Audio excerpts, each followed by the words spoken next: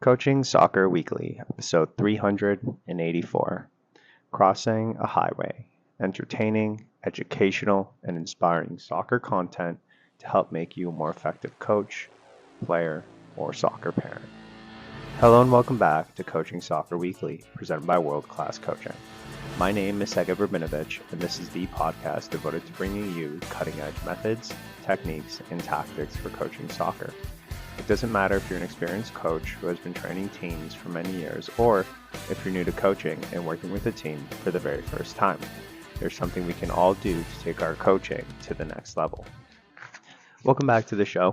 I'm excited to talk about our weekend. It was the first weekend back into games in about 3 weeks. So we had 3 weeks off, and then now it was just we had our academy had 5 games this weekend. So just right into it. We had a tournament with our 2010-2011 team. We had and then everyone else just pretty much played up. Our 2014s and 15s played up with our 2013s. And then our 2012s had a game. So a lot of the 2013s played up. So, and then in the tournament, our 2010 team is actually made up of almost half 2011 players. So in that tournament, we were playing against big, strong, fast kids with our players. But let's dive into it. We'll talk about kind of what I did wrong. And yeah, let's go and start the show. So this weekend's games is brought to you by VO. VO is a really great platform and video camera that not only records your games, but analyzes it for you, creates highlights, and just does some amazing things. If you are looking to get a VO for your club or academy or your team or your child, you can use our promo code, which is in the show notes. What I love about the summer is that it's a really good developmental environment for players. And I think throughout the world, when we think of summer, we think that it's, the soccer season. But for me, it's really not. It's the only time when, kids have a long break. Even for me, when I was growing up, summer was a time when I went to sleepover camp. So summer wasn't really my soccer season. And it's not really the soccer season, I feel, in Canada. A lot of our players go away for a long time. Some of them are gone for the whole summer. Some of them are gone for a month, 2 weeks, go to cottages, things like that. So because of that, I don't really see the summer as our season. So what it does is it allows me to really get players into different environments and test out, see how they're doing in different types of situations. Is it okay for them to play up? Are they struggling when they play with older, bigger, faster, stronger kids, or are they relishing that opportunity? Right? These are things that you can really start to test out in the summer because players are away. So, you know, there's a lot more opportunities. And that's really what happened this weekend. This weekend, everyone played up. Every single player played up. And those that didn't play up played their first game for us. So it was really mainly our 2014-15 team that played up with our 2013s. It was mainly the 2013 players that, or sorry, our first team 2013s that played up with the 2012s. And then our 2011s played up, our whole 2011 team played up with our 2010s in the tournament. So everyone played up. And you really get to see really the true colors of players, when it really comes down to, okay, now you're playing someone who is much older than you, much stronger than you, much faster than you. All you have is your technical skills. It's not about your strength. It's not about how fast you are. It's all it is how you are with the ball.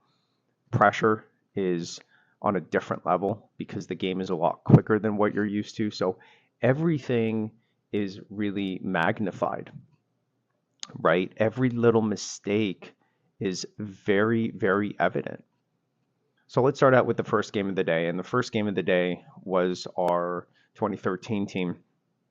And none of the teams that we played this weekend were that good, um, you know, but they were all bigger, stronger, faster than all of our players. So our first game with our 2014-15 players was really interesting. We had about, I would say, three new 2013s. We had about two players, I think, who were um, just coming back from vacation, about a month and a half away. So they're, not even close to where they were when they left, because during that time, they're swimming, this, that, other activities, and they're not really touching the ball. So you could really see those players coming back that they're definitely rusty. But what was interesting were the players from our 2014 and 15 team who were playing with us the whole summer. And they're playing up a year, and some of them actually playing up 2 years. Funny enough, I was actually most impressed with our 2015s. Our 2015s, not only did they belong in that 2013 environment, but they thrived. You know, for our academy, those 2015s are constantly training with those older kids. So playing up against bigger, faster, stronger is what they're used to, and they love that environment.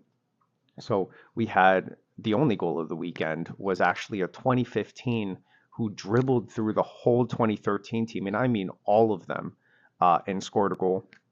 And I'll upload that on, I think, to our social media, and probably our YouTube as well. And then our other one also, dribbled through, didn't get a goal, but every single time the other team's biggest, strongest player, he just battled hard. And I was so impressed by those two 2015s that played up. Our goalkeeper 2014, he played up as well. Made some good saves, but it just shows that if you're someone tiny, all the other team has to do is just really kick the ball high and it goes in the net. So I felt bad for him because he's an incredible goalkeeper. Just unfortunately, he's still uh, only 9 years old, and obviously hasn't hit his growth spurt. One of our other 2014s who's new this year, but has been training with us all summer and been playing games as our defender. He played really well, very strong, very patient. He's really coming along. So our 2014-15 players did really, really well, and I was very, very impressed. Now we got absolutely crushed, but that makes sense, right?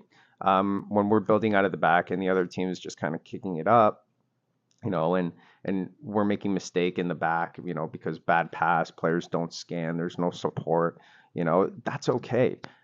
But the environment is at such a high level that next week, when our 2014s, 15s go back into their league, it's going to be a different story, right? They're going to, in my opinion, dominate the whole game. So it was a really great first game, even though we lost. I was very positive, and really just took the environment in and really came into the game with the idea of let's focus on development. There's no chance of winning. There's none. I knew that going in. Let's focus on the positives, right? Let's really encourage players. Let's find something that each player is doing, at least one thing during the game, and encourage them, you know? And I really tried to do that, have a positive point for every single player throughout that game as they came off. And overall, I think it was a positive experience. Now, I wasn't there for the 2012 game because it was at the same time. So from there, I went straight to the tournament. Now, I made a huge mistake for the first day, which is we had 3 games total. We had 2 during that day. Uh, and it was playing a formation that honestly I had no business playing, I think. We played a 3-2-4-1, which is a formation that I absolutely love. And from a tactical point, it makes a lot of sense, because you've got the 2 defensive mids and they're playing when we're building out of the back. Both defensive midfielders are actually on each side of the ball. So if you think about, the center defender having the ball, you've got one defensive mid on each of the half spaces, and as that ball shifts, you're kind of keeping that shape, right? So the idea is to try and get numerical superiority everywhere with the shift of the two defensive midfields and also the two attacking midfields. So essentially, you've got four players going into a space and just overloading it. Now, the issue was that our passing wasn't great, our receiving wasn't great, and it was just, I think, too tactically demanding of the midfielders to do that. So overall, it just didn't go well. And essentially, what happened is every half space that the ball would go into was like a highway. There were so many players, there was so much things going on that there was just no time and space for players, right? And from a developmental point, that's a great environment. But when you're playing a game and you're trying to keep possession and move the ball from side to side, you want to slow the game down. And to do that, you want to be in space, right? It's very tough to slow the game down if you don't have space. So when these players are in this half space, which is like a highway, it's just bang, bang, bang, bang, ball, ball, ball, ball, right? And that's just not conducive to really the environment of possession, which is what we play. Those two games on Saturdays, we got absolutely destroyed. And I think we did all weekend long. And then Sunday came around, and obviously Saturday night, I reflected and, kind of figured out, okay, we got to go back to the basics. I can't do that again. Unfortunately, Sunday, we played against a team that had no business being in that tournament. These tournaments are not meant for, you know, um, top level teams. They're more for teams that are kind of in between that district level and in house leagues. So we call that kind of select here. But the team that was there was not only bigger, faster, and stronger, but they also moved the ball pretty decently. So I personally, I think they won the tournament. I don't know, but they won their two previous games. We lost our two previous games, so I knew it was going to be a pretty bad game. On top of that, our goalkeeper didn't come for probably the first 15 minutes because they had something else. So all those things kind of didn't work in our favor. But from that 4-2-4, sorry, our 4-2-4-1, we went into a 4-3-3. Now the 4-3-3 is really great because it has the rondos that we work on in training. So whenever we're struggling, we always go back to the principles of the rondos, and those are support, advice, furthest foot, and losing your defender. And those are really important and make these types of formations very easy to understand as long as the players can see the rondos. The issue with that 3-2-4-1 was that because of the shifting sideways, the players weren't used to that. So as a result of that, it just didn't really work out. And I think that was my mistake. Sometimes I think we're all guilty of this is we overthink it, right? Whereas sometimes the easiest, most simple way is the right way. So I'll just kind of go over the 4-3-3 formation and the rondos that are available in that. Now, what I learned this weekend is that my formation may not be what's best for you and your teams. So just because this is what I'm talking about, it doesn't really mean that you should now switch to a 4-3-3. In fact, you should be doing what you're doing and the formation that you work on. So let's talk about quickly how this works. Now, the most important thing for me has always been that I want my goalkeeper to be a player.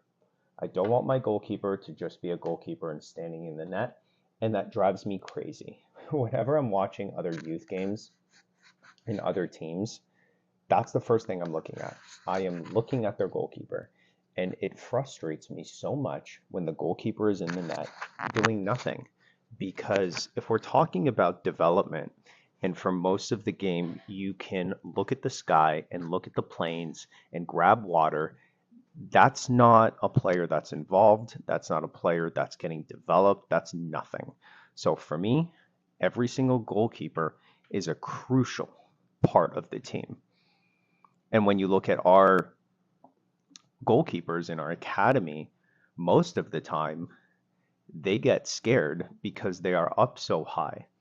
And the amount of times I have had my goalkeepers look at me and go, "Are you sure I should be this high?" And I go, "Sorry, I was wrong. You should be even higher." And that's really what I tell them. Go play. Go play. Be a part of this, right? Like we want you to be an advantage. And my favorite thing is when when we get a turnover and the other team gains possession and they try and shoot from half, right? It never goes in. They miss the net, and guess what? It's our ball. So I love that, right? And 1 out of 100 times some player will shoot the ball and from half and it'll go in. That's rarely happened. Can't think of ones that's happened to us this season. And if they do, I don't really care because what I'm getting out of it is a goalkeeper who can play with their feet, who in about 4 or 5 years will be the only one that can play that well with their feet. And when it comes to uh, getting scouted, that's what scouts are looking for this time. Like think about Joe Hart on Manchester City. He was out because he couldn't play as well as Ederson with his feet. So goalkeepers are essential. Not only are they essential from the point of view of playing with their feet, but they're the only player who the whole game can see everything. So if your goalkeeper is not communicating, that's a huge issue. And when we do our attack versus defense game and we're attacking the goalkeeper, most of what I am doing is getting behind the goalkeeper and telling them to talk constantly at their defenders, push up, push back, pick up. And it's not, you know, everyone pick up a player. That's not instruction. That doesn't do anything, right? It's specific to each player. Number 14, pick up this player. Number 18, pick up this player. That's what the goalie is doing. The goalkeeper is constantly talking. When we have the ball, look to the left side, look to the right side, half space is open, reset. They are the ones that should be the loudest. And if you look at our teams, except for a 2016 goalkeeper who is brand new, our goalkeepers are loud. They are very loud, and that's the way I want it. They have very distinct personalities, and everyone knows who they are. Everyone in the academy knows every single goalkeeper, and that is a goalkeeper. A goalkeeper is someone that everyone knows. That's it. Okay, we've got that out of the way. Let's talk rondos. So the back of the rondo, first of all, quick definition for some newer listeners. Rondo is essentially, in its simplest form, is a monkey in the middle game. For us, we use it as a tactical understanding of what's going on.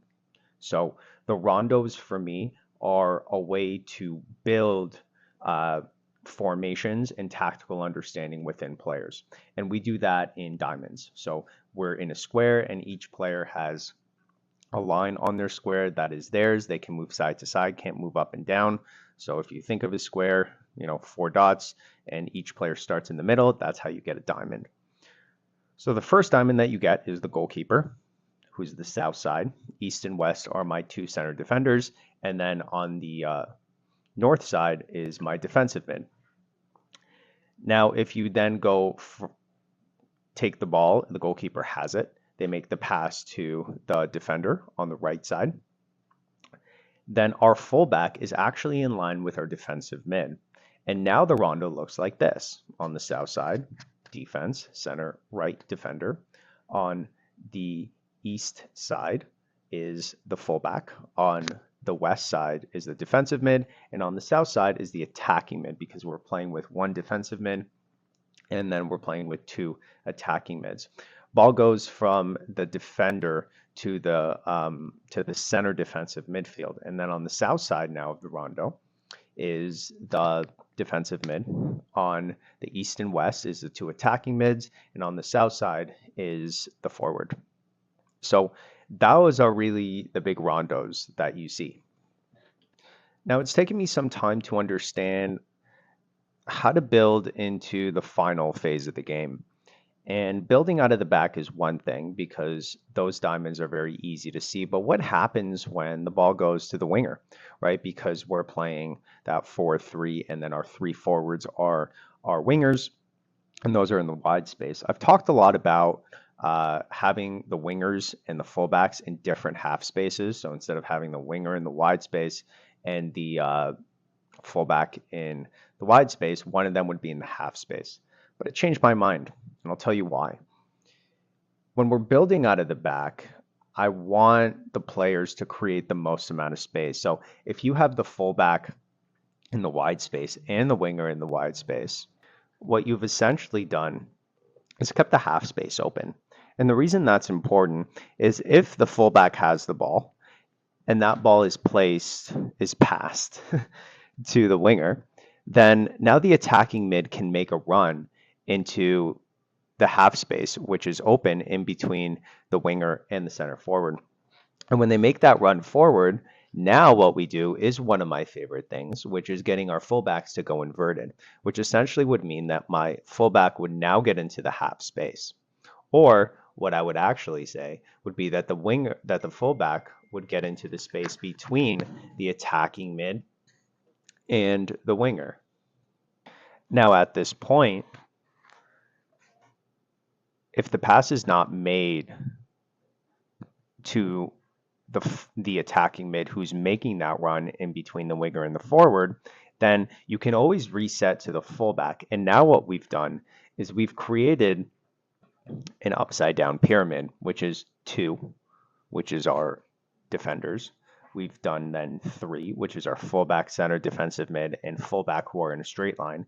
And then we've got our 5 players forward, which is our winger, attacking mid, forward, attacking mid, and winger. So all those players are now in their right formation to attack and create a very, very troublesome attacking 5, right? The only way to combat that is for a team who's playing maybe a 4-3-3 or a 4-2-3-1 or a 4-2-4-1 to have the defensive mid drop back into that back line. But essentially, because you're pushing these players up and you're making runs, someone's going to be open, right? If the attacking mid is making that run and they're not open, it means that they're being tracked. And if they're being tracked, it means that now the player that was on the attacking mid has left their space, right? Because they've gone into the back line. And now because the fullback is coming into that space, they have now created space for themselves. And now that player is completely open, or one of those 2 players. It also makes it very simple to understand the concept of when to go forward and when to go back. If you are in trouble, there's always someone behind you who can help you, all the way back to, you guessed it, the goalkeeper. If the winger, attacking mid, or forward, center forward, are in trouble, all they have to do is go back a line, right? Make a pass to fullback, defensive mid, or fullback. If the fullback, defensive mid, or fullback are in trouble, all they have to do is go back to the defenders. And if the defenders are in trouble, all they have to do is go back to the goalkeeper, right? And we can do that all the way there. Now, what we can do as well is talk about, again, the idea of support, advice, furthest foot, all those things. And we can now, once we're in that 5 and we're in the other team's half, it's not just about the attacking mids making the support run. Now the wingers can actually make that support run. And when they do that, they can go back in line with the fullbacks. And what that does is, again, create the space. And from there, they can go, or someone else can take their position. And if someone takes their position, like the attacking mid, they shift over, then now it's a diagonal run, which is being made. And essentially what we're looking for is what we call total soccer, which is players that are essentially able to understand the shape and able to take over other players' position simply by looking and understanding that there isn't a player there, and there should be a player in that space. What we're also able to do is cover each half space, which is a really important concept, right? The ability to cover each half space. So because our line of five is able to cover each half space, all we have to do now is play a ball into a specific half space, into space. And theoretically, if it's a good weighted pass, a player should be there. Now, I don't like that. And what I always tell my players is don't kick it up. You can go up the field, that's okay. But what you can't do is just kick it up. If you're passing forward, it should be 2 feet or to someone going into that space. I don't want to just kick it up, right? And that was a mistake that I think our older players are making a lot. They're just kind of kicking it up. And the reason is because we have a player who's really fast on the wing. So they go, oh, you know what? If I just kick it up to that wing, he's going to get there. And I get it. But that's not development. That's not that's hoping. I don't want to hope when I'm playing. I want to know. I want to understand. I want to make sure, right? I don't want to play in that kind of wishy-washy. Let's pray, right? That's the let's drop kick to our big, fast, strong player and hope, right? Right? Because we have a bigger, stronger. No, no, not bigger, stronger, more technical, right? And I think the more that I put these players in this type of position where nope, can't be bigger, faster, stronger, rely on soccer, then they're going to understand that they can't just kick it up, because if they kick it up, they're just going to lose it because there's no one faster anymore. So I think that's one of our bigger problems, and it's tough because what do you say, right? The player's fast, the player's great. Whenever we get the ball down the line, he does really great things. You know, he beats players with his speed. He knocks it and goes, which I don't like. And we get up the field, but are we doing it the right way? Are we playing the right way? Is this it? And it's not.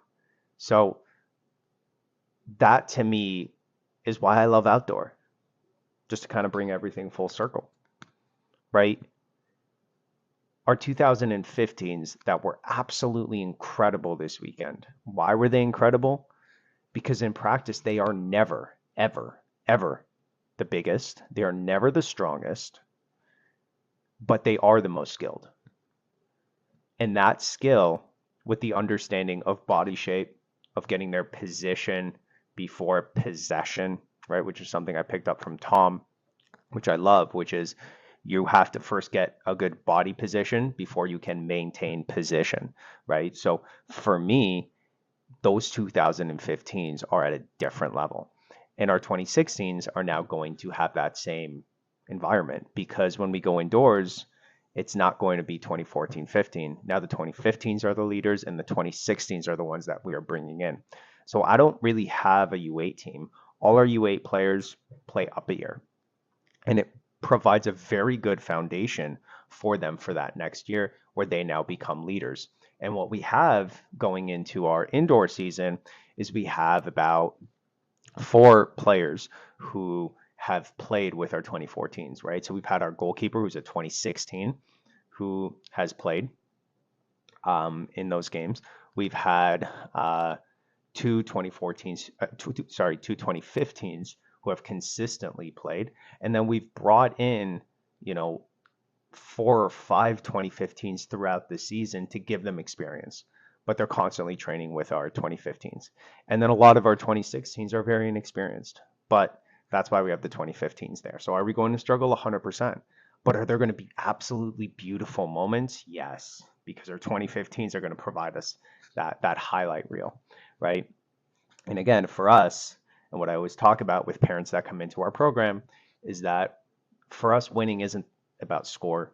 It's about having that player out there, right? If you think about school, it's that student that is the valedictorian. I want the valedictorian of the game. That's what I want on my team. And we had that.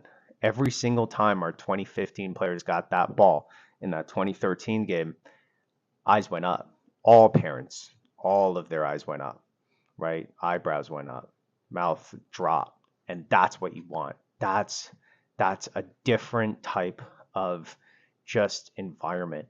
And I know that when those players get older, if they stay consistent and come through, train with us 3 times a week and all that, eventually someone is going to watch them and that person is going to matter. That's going to be a scout that goes, okay, who is this? That's a player I need to know about. And that's how we create and evolve players and bring them into that next level. Before I end the show, I did want to talk about the Women's World Cup, mainly the final and how Spain played. What I love about Spain is that if I were to imagine a Spain team playing, that's how it would look. And when I look at teams like Canada and I look at the way they play versus how the men play, it's just not really the same. There's no identity, you know? And I think, like I talked about in the past, that's Bev's fault. But I was just so impressed with the Spain national team. And that is what you'd expect from a Spain national team. Quick, 1-2 passes, possession, and just brilliant, beautiful soccer. So congratulations to Spain, first of all, and a pretty good World Cup. The only thing I would say is that because it was in Australia. Hey, thanks for watching all the way to the end, and you can check out more of our videos right here. And if you haven't done so already, I would really appreciate it if you'd hit the like button and the subscribe button. It made it very tough to watch games, and I think, that's something that should be considered when most of the world can't really watch or have to stay up till 3 in the morning. It's tough. I watched the game on a replay myself. Luckily, I didn't go on social media or anything like that, which would have ruined the game. But that, I think, was a little disappointing. Like I wasn't going to stay up till 3 in the morning and, all that. And I think a lot of people are in the same boat. So that was a little frustrating, especially now that the women's game is really gaining so much attention. So to put a World Cup in a place where the time difference is a pretty big deal, that seemed like a questionable decision. But, I think FIFA has made some questionable decisions in the past. So, yeah, but overall, a great World Cup. I think it was a World Cup that proved that it's not North America anymore, right? It's really a world game, and the advantage that Canada, the U.S., and the North American teams have had with starting a women's program kind of earlier and investing earlier just seems to be gone. When you stop investing, when you stop caring, and more importantly, when you stop developing the right way, this is just what happens. And even myself, when I went to the US and I watched the girls play, they are so much better than the Canadian girls teams here in youth. Like their U9s, U10s, different level compared to the Canadians, who are just not. I've seen great girls teams, but it's not consistent. So Canada's in trouble, and this proved it. And if I were to, predict the next 5 years, if Bev stays, which I doubt it, but if she stays as the head coach, it's not looking so good. So, that's a big deal for us. But regardless, congratulations to Spain. Congratulations to the host nation, who also did really well, Australia, and I think overall a big success for women's soccer. Well, thanks for listening to another episode of Coaching Soccer Weekly. We have 3 games, I think, this weekend, so I'll come back and talk about those along with kind of what we've been doing, and have some other ideas as well. For next week, there's going to be a lot of changes in the next month with both the podcast, my academy, and just kind of everything that's going on. And I'm really excited about it. They're all really good changes. So stay tuned for that. I will talk about that as they start. I don't want to ruin anything or kind of jinx anything. So super excited for that, and more excited to share that with you guys as well. And that's pretty much it for today. So until next week, enjoy the journey, enjoy the moments, but most importantly, enjoy the game.